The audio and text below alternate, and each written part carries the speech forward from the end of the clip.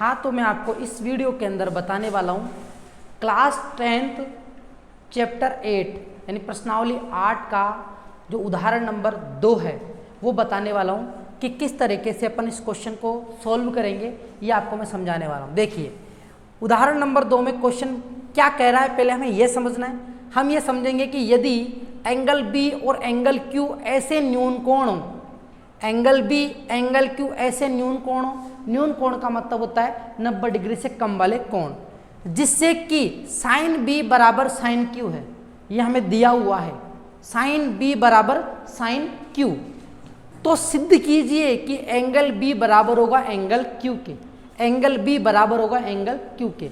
इसका मतलब यानी हम दो त्रिभुज यहाँ पे देख रहे हैं ए बी सी, यहाँ पर देख रहे हैं पी क्यू आर, ये दो त्रिभुज हैं। ये दोनों त्रिभुज देखने में एक जैसे दिखाई दे रहे हैं, देखने में एक जैसे दिखाई दे रहे हैं, यानी इनका रूप समान है, रूप समान है, लेकिन ये छोटे बड़े हैं, लेकिन ये छोटे बड़े हैं। तो इसको अपन कहेंगे समरूप त्रिभुज। लेकिन समरूप त्रिभुज हम कह रहे हैं, लेकिन इसको सिद्ध करना पड़ेगा। क्या करना पड़ेगा? सिद्ध करना पड़ेगा। और सिद्ध करने के लिए अपन एक प्रमेय काम में लेंगे, और वो प्रमेय 6.4 प्रमेय है, आपके पेज नंबर 146 पे आपको देखने को मिलेगी।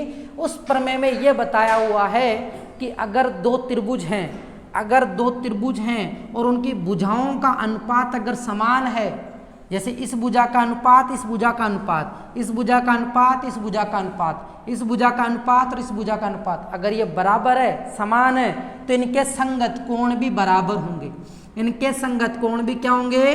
बराबर होंगे। तो ये कोण और ये कोण भी बराबर होंगे। यानी अगर हमने इन त्रिभुजों को समरूप सिद्ध कर दिया तो इसका मतलब ये है कि ये एंगल बी और एंगल क्यू भी क्या हो जाएंगे? बराबर हो जाएंगे।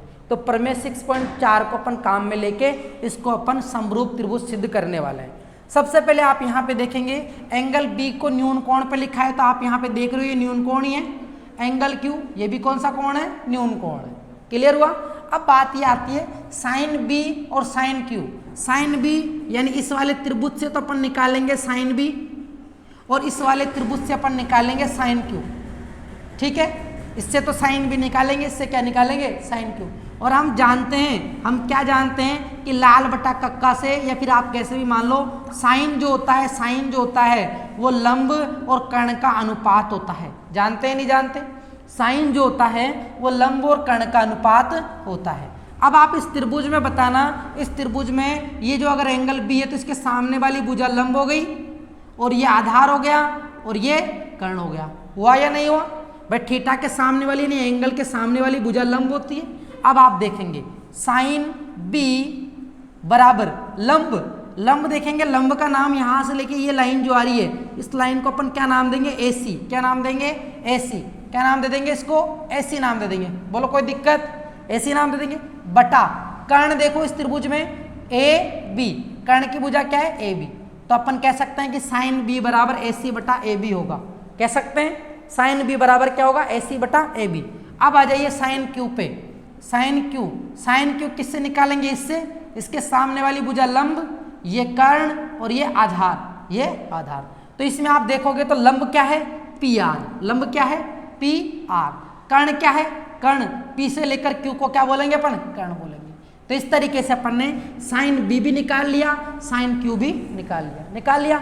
अब कंडीशन क्या दे रखी थी? साइन B बराबर क्या होता है? Sine Q।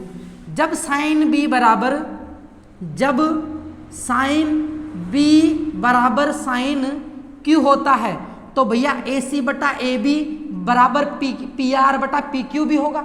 जब ये इसके बराबर है, ये इसके बराबर है, तो अपन कह सकते हैं कि AC बटा AB बराबर होगा PR बटा PQ के। बोलो समझ में आया नहीं यार? जब साइन B साइन Q के बराबर है तो ये और ये भी तो बराबर बराबर होंगे बराबर बराबर। अब हम क्या करते हैं? अब हम, क्योंकि हमें अनुपात दे रखा है, क्या दे रखा है? अनुपात। अगर मैं आपको कहूं कि 4/8 है, ठीक है, या फिर मान लो 12, इसको 3 से गुणा कर दिया, 12/24 है, या फिर मान लो इसको मैंने 4 से कर दिया, तो इसका मतलब ये कि अगर आप इसको काटते हो, अगर आप इसको काटते हो तो जो कितना अनुपात आएगा? 4 एकम 4, 4 दूनी 8। इसको 12 से काटेंगे, 12 एकम 12, 12 दूना 24, आ कितना रहा है 1/2 आ रहा है ना। अगर आपने इसको 4 से गुणा किया, इसको भी 4 से गुणा किया, इसको 12 से गुणा किया, इसको 12 से गुणा किया, यानी आप किसी एक धन प्राकृत संख्या से गुणा कर सकते हो, अनुपात में ही तो आ रहा है, अनुपात में संख्या है, इसका मतलब वो उसका मल्टीपल में हो सकता है मान, क्या हो सकता है, मल्टीपल में हो सकता है। भाई दोबारा समझ लेना अगर नहीं समझ में आया, ये अनुपात ही तो है। जैसे मान लो 2/4 लिखा मैंने, ठीक है, अगर मैं इसको 2 से गुणा कर दूं तो 4 आएगा, इसको भी 2 से गुणा करूंगा तो 8 आएगा, आएगा, ठीक है आएगा। अगर मैं इसको 2 को 3 से गुणा कर दूं तो 6 और 4 को 3 से गुणा कर दूं तो 12। अगर आप इसको काटोगे तो 2 दूनी 4, 2 चौक 8, 2 तिया 6 और 2 छिंग 12। तो इसका मतलब ये जो है अनुपात जो है धन प्राकृत संख्या से गुणा होकर बड़ा होता जा रहा है, बड़ा होता जा रहा है ना, ठीक है। इसीलिए अपन यहाँ पर एक धन प्राकृत संख्या k मान लेते हैं, क्या मान लेते हैं, k मान लेते हैं। k मानने से क्या फायदा होगा, k मानने से क्या फायदा होगा, यानी आप अब इसको इसके बराबर रख सकते हो, इसको इसके बराबर रख सकते हो। देखिए अब मैं AC का मान पता करना चाहता हूँ, एग्जैक्ट AC का मान क्या है, तो कोई कांस्टेंट राशि k धन प्राकृत संख्या से गुणा करेंगे, AC बटा AB बराबर क्या लिख दूं मैं, k। दोबारा समझ लेना, ये तीनों बराबर में लिखे हुए हैं ना, AC बटा AB बराबर PR बटा Q, PQ बटा K। तो जब ये इसके बराबर है, ये इसके बराबर है, तो क्या ये इसके बराबर नहीं होगा, क्या होगा। तो मैंने लिख दिया यहाँ से मैं AC का मान निकाल लूँ, क्योंकि मेरे को काम आएगा ये AC का मान, इसका मतलब AB का गुणा कर दूँ इधर, तो AB K गुणा AB हो जाएगा, क्या हो जाएगा, K गुणा AB हो जाएगा। AC बराबर क्या हो जाएगा, K गुणा AB हो जाएगा, ठीक है। अगर आप यहाँ से निकालना चाहो, यहाँ से कहाँ से, PR बटा PQ बराबर K से निकालना चाहो, तो PR बराबर क्या हो जाएगा, PR बटा PQ बराबर क्या हो जाएगा, PQ का मल्टी K है, तो PR बराबर हो जाएगा K गुणा PQ, K गुणा क्या हो जाएगा, PQ, K गुणा क्या हो जाएगा, PQ, ठीक है। यानी आपने AC का मान भी निकाल लिया, PR का मान भी निकाल लिया ना। ऐसे ही आप और मान भी निकाल सकते हो, लेकिन हमें 2 मानों की जरूरत पड़ेगी, तो हमने ये निकाल लिए 2 मान, AC और PR। अब देखते हैं और किस मान की जरूरत पड़ेगी। अब आपने देखा कि सर 2 भुजाओं का अनुपात तो बराबर हो गया, लंब बटा कर्ण, ठीक है। आप AC के नीचे PR को ला सकते हो, लंब कर सकते हो, इस AB को यहाँ ले जा सकते हो, कर्ण कर सकते हो। इसका मतलब लंब और कर्ण का अनुपात तो फिट हो गया, लेकिन आधार का अनुपात तो फिट हुआ ही नहीं ना। आधार का अनुपात भी तो बराबर होना चाहिए, यानी इस त्रिभुज का आधार और इस त्रिभुज के आधार की जो भुजाएं हैं उनका अनुपात बराबर आना चाहिए। तो इसको सिद्ध करने के लिए मैं क्या करूँगा, इसको सिद्ध करने के लिए सबसे पहले मैं BC का मान निकालूंगा। क्या निकालूंगा, BC का मान। इधर से किसका मान निकालूंगा, इधर से मैं QR का मान निकालूंगा। किसका मान निकालूंगा, QR का। कैसे निकालेंगे, ये कर्ण है, ये लंब है और ये आधार है। आपको आधार स्क्वायर चाहिए, तो कर्ण स्क्वायर में से लंब स्क्वायर को घटा देंगे। भाई कर्ण स्क्वायर बराबर आधार स्क्वायर प्लस लंब स्क्वायर होता है। तो यहाँ पे अपन आधार स्क्वायर निकालने के लिए कर्ण का स्क्वायर माइनस लंब का स्क्वायर करेंगे, ये मैंने समझाया। यहाँ पर भी आपको आधार का स्क्वायर निकालना है, तो कर्ण स्क्वायर में से लंब स्क्वायर को घटा देंगे। क्लियर है, ये बातें क्लियर है, ठीक है। इसको अपन लिख देते हैं इस तरफ। दिखाई दे रहा है क्या, देखना, दिखाई दे रहा है क्या, दे रहा है।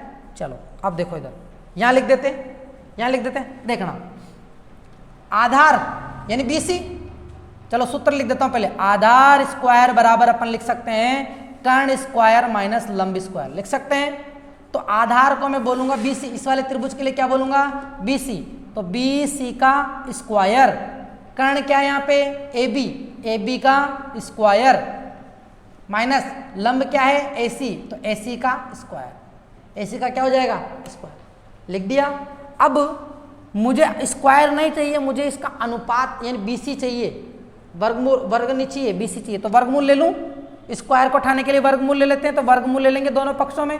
तो स्क्वायर से वर्गमूल से स्क्वायर हट जाएगा, तो यहाँ पे आ गया, और यहाँ पर जोपड़ी लग जाएगी, वर्गमूल लग जाएगा। तो ये हो गया ए बी का स्क्वायर माइनस ए सी का स्क्वायर, ए बी का स्क्वायर माइनस ए सी का स्क्वायर आ गया। ठीक है, अब आ जाइए अपन यहाँ से इस त्रिभुज से अपन क्या निकालेंगे, अब क्यू आर निकालेंगे। क्या निकालेंगे? Q R. क्या इसको तो मैं डायरेक्ट लिख दूँ अब तो, क्यू आर बराबर वर्गमूल का चिन्ह क्या आएगा, पी क्यू का स्क्वायर माइनस पी आर का स्क्वायर, माइनस पी आर का स्क्वायर। समझ में आया? अरे ये निकालना है, इसमें से इसको हटा दूंगा और वर्ग कर दूंगा और वर्गमूल लगा दूंगा, क्योंकि यहाँ से स्क्वायर हटा दिया मैंने। इसको देख लो और इसको देख लो, समझ में आ गया होगा। तो अपन ने बी सी निकाल लिया और क्यू आर निकाल लिया। अब इनका अनुपात करेंगे, बी सी बटा क्यू आर, बी सी बटा क्यू आर, बी सी बटा क्यू आर। बी सी का मान कितना दे रखा है, अंडर रूट ए बी का स्क्वायर माइनस ए सी का स्क्वायर दे रखा है, बटा अंडर रूट पी क्यू का स्क्वायर माइनस पी आर का स्क्वायर। भाग लगाया मैंने, क्या किया है, भाग लगाया भैया। बी सी में क्यू आर का भाग लगाया, क्योंकि मुझे अनुपात चाहिए। ए सी बटा ए बी बराबर पी आर बटा पी क्यू आ गया, पी आर बटा पी क्यू आ गया, है ना। अब अपन यहाँ पे अनुपात निकाल रहे बी सी बटा क्यू आर। क्या निकाल रहे, बी सी बटा क्यू आर। ठीक है, यहाँ पे आप देखना, ये तो छोटे वाले त्रिभुज की भुजा है और ये बड़े वाले त्रिभुज का आधार है। आधार ये छोटे वाले त्रिभुज का आधार है और ये बड़े वाले त्रिभुज का आधार है ना। तो इसका मतलब ये भुजा तो छोटे छोटे त्रिभुज की, ये बड़े वाले त्रिभुज की है ना। तो अपन यहाँ पे एक चेंजेस करते हैं। क्या चेंजेस करते हैं, इस पी आर को नीचे ले आऊँ और इस ए बी को ऊपर ले जाऊँ। दोनों त्रिभुज की, यानी इस वाले त्रिभुज का लंब और इस वाले त्रिभुज का लंब आ जाएगा, अनुपात तभी होगा। इस वाले त्रिभुज का कर्ण और बटा इस वाले त्रिभुज का कर्ण कब आएगा, जब आप AC के नीचे PR का भाग लगा दोगे और इधर AB को ऊपर ले जाओगे और यहाँ पे PQ बना दोगे। बोलो कोई दिक्कत? कोई दिक्कत? भैया मैंने यहाँ पर ये अनुपात तो मैंने इस एंगल साइन B के हिसाब से लिखा था ना, लेकिन समरूप त्रिभुज आपको क्या कहता है कि दोनों त्रिभुज की भुजाओं का अनुपात, दोनों त्रिभुज की भुजाओं का अनुपात। तो दोनों त्रिभुज की भुजाओं का अनुपात भैया, इस त्रिभुज के अंदर AC क्या है, लंब, इस त्रिभुज के अंदर लंब कौन है, PR, तो AC बटा PR का अनुपात। इस वाले त्रिभुज में कर्ण क्या है, इस वाले त्रिभुज में कर्ण क्या है, AB, इस वाले त्रिभुज में कर्ण क्या है, PQ। तो ये अनुपात लिखेंगे। क्या लिखेंगे अपन, ये अनुपात। हमने यहाँ थोड़ी सी मिस्टेक कर दी, हमने समरूप त्रिभुज का अनुपात नहीं लिखा, हमने साइन B और साइन Q को ही K के बराबर मान लिया, जो कि सही नहीं है। ठीक है, तो मैं इसको तो मिटा देता हूँ, इसको तो मिटा देता हूँ। ठीक है, रहने दे।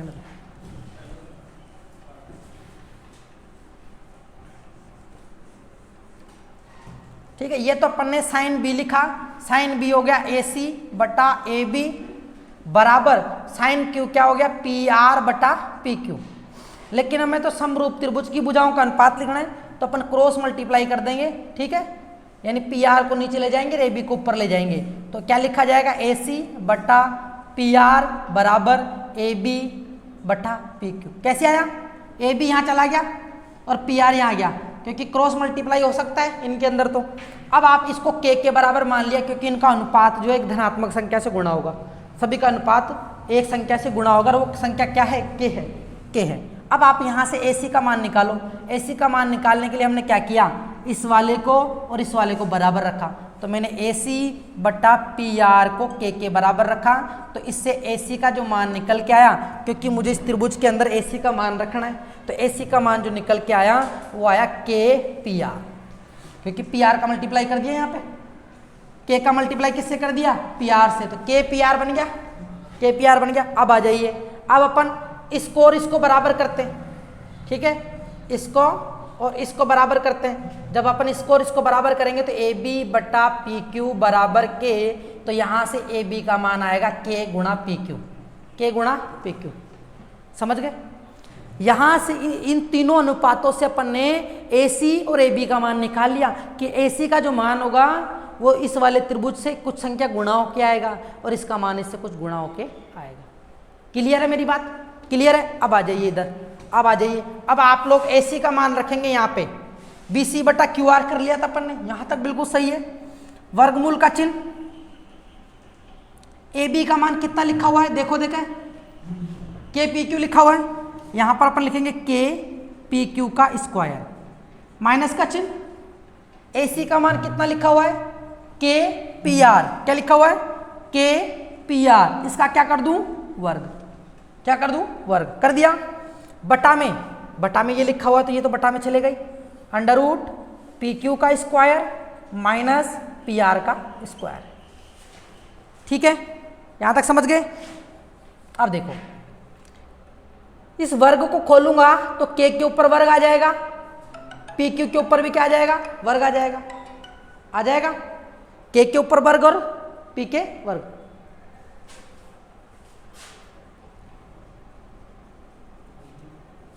अब इसका वर्ग अपन खोलेंगे तो K के ऊपर वर्ग K स्क्वायर हो जाएगा, P के ऊपर वर्ग तो PQ का स्क्वायर हो जाएगा, माइनस K के ऊपर वर्ग और PR का स्क्वायर हो जाएगा। हो गया, इसके ऊपर वर्गमूल का चिन्ह लगा हुआ है, लगे रहने दो, बटा ये सेम ऐसे कैसा लिखा हुआ है, इसको लिख दो ऐसे कैसे ही, PQ का स्क्वायर माइनस PR का स्क्वायर लिख दिया यहाँ पे।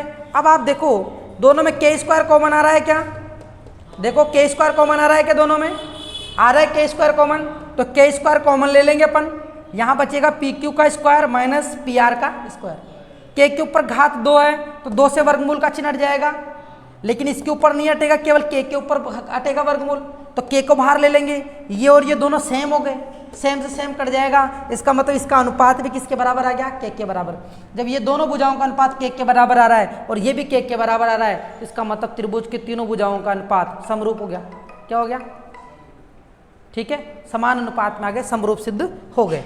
तो यहाँ पे अपन लिख देते हैं इसको कि BC बटा QR बराबर जो है K स्क्वायर को अपन ने कॉमन ले लिया, ठीक है, K स्क्वायर कॉमन ले लिया तो PQ का स्क्वायर माइनस PR का स्क्वायर और इसके ऊपर वर्गमूल का चिन्ह बटा अंडर रूट PQ का स्क्वायर माइनस PR का स्क्वायर। ठीक है, K स्क्वायर कॉमन ले लेंगे, ले लिया था, इससे ये वर्गमूल इसके ऊपर तो हट जाएगा,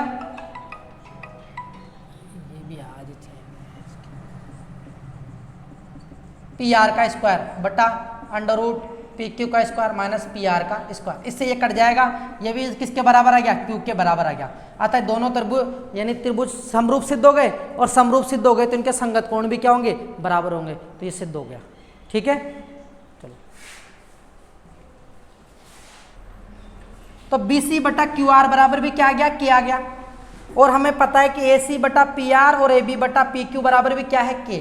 इसका मतलब है त्रिभुज की तीनों भुजाओं, त्रिभुज की अलग अलग तीनों भुजाओं का जो अनुपात है वो बराबर बराबर है, तो इनके संगत कोण बराबर होते हैं। ये प्रमेय 6.4 कहती है, यानी आप यहाँ पे देखो AC बटा PR, इसका अनुपात किसके बराबर है, K के। यानी आप इनको काटोगे तो एक ही संख्या आने वाली, कोई सी भी, जैसे मान लो 2 आ गई, 4 आ गई, कोई सी भी आने वाली। AB कहाँ है, ये रहा, PR ये रहा, इनका भी अनुपात क्या आने वाला, K। यानी आप इनमें भी भाग लगाओगे आपस में तो आपको एक ही संख्या प्राप्त होने वाली, वो कोई सी भी प्राप्त हो सकती है। BC बटा QR, इसमें भी आप भाग लगाओगे, आपको एक ही संख्या प्राप्त होने वाली, वो कौन सी है, K। कौन सी प्राप्त होने वाली, K। इस तरीके से इन भुजाओं का अनुपात आपको K प्राप्त हो रहा है, यानी समरूप त्रिभुज सिद्ध हो गया। ये आप ऐसे लिख सकते हो कि जो ये त्रिभुज है, त्रिभुज ABC समरूप का चिन्ह ये होता है, समरूप चिन्ह है PQR के, तो ये समरूप है, क्या ये समरूप है, ये दोनों क्या है, समरूप है। समरूप है तो इनके संगत कोण भी बराबर होंगे, ये वाला कोण और ये वाला कोण क्या होगा, बराबर होगा। अतः हम कह सकते हैं कि एंगल B बराबर एंगल Q होगा। ठीक है, इसे आप लिख लेना अच्छी तरीके से, मैंने आपको समझा दिया है किस तरीके से ये स्टेप बताइए, यहाँ से आपको इस तरीके से इसको हल करना है। तो ये हो गया आपका उदाहरण नंबर 2। ठीक है।